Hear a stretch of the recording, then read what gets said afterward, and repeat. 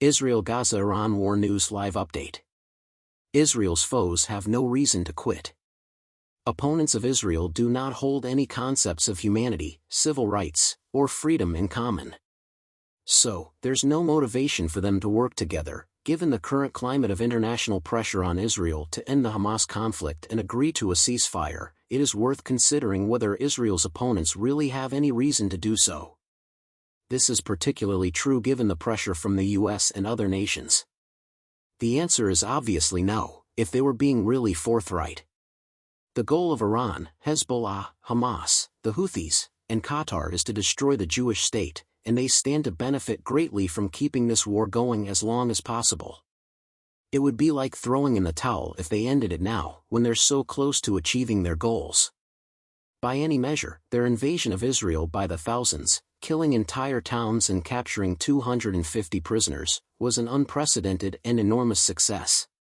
Wherever they want us, we are, even while it's foolish of them to think this is only the beginning of their endeavor to wipe off world Jewry, beginning with the homeland, you have to think that looking back on all they've accomplished has rejuvenated and empowered them. Of all, very few people really think about how inflated their sense of self-importance is.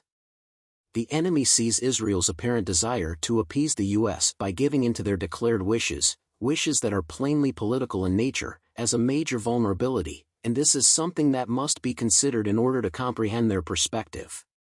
And therein lies the issue. Israel, a democratic, civilized nation, cherishes its friends, who often support her. They would rather not risk that special bond. Simultaneously, the anti-Israel forces do not hold any humanistic ideas, civil liberties, or freedoms in common. Cooperation, finding common ground, and exercising restraint are all traits that terrorists seldom use, hence they lack the motivation to do so. They are determined to punish and demoralize Israel for having the gall to respond to the greatest attack on Jews since the Holocaust, therefore they are going for broke. Unfortunately, those who are demanding a conclusion to a conflict that has scarcely diminished the enemy's ability to do additional damage are either oblivious to or deliberately choosing to disregard this fact. In her column titled Biden's Speech, Hamas's Deeds, Liat Collins, a writer for the Jerusalem Post, makes a passing reference to the ridiculousness of the situation. Collins points out that U.S. President Joe Biden recently made a statement in which he claimed credit for an Israeli proposal to return the hostages, saying, clearly, it's easier to press Israel into compliance than to force the Hamas terrorist organization to act. Despite American calls for a ceasefire, Iran and the terrorists it backs will not stop calling for the destruction of the Jewish state. They are willing to resort to any means necessary, including additional missiles, massacres, cyber attacks, and international isolation through lawfare and pressure, Collins claims. Between the river and the sea, the objective is to force the Israelites to evacuate. There is no peace strategy that Hamas has. There will be no peace for it. In the end, any reasonable person would agree, the only way to stop terrorist organizations like Hamas and Hezbollah from plotting our destruction is to wage war, with all the bloodshed and suffering that entails. These savages have no moral compass and will always be ready to inflict brutality on others. They will never feel shame, guilt, regret, or repentance for their actions. The characteristic of barbarism is an act that defies rational understanding, relishing in the infliction of suffering to an extreme degree. Refrain from requesting a truce.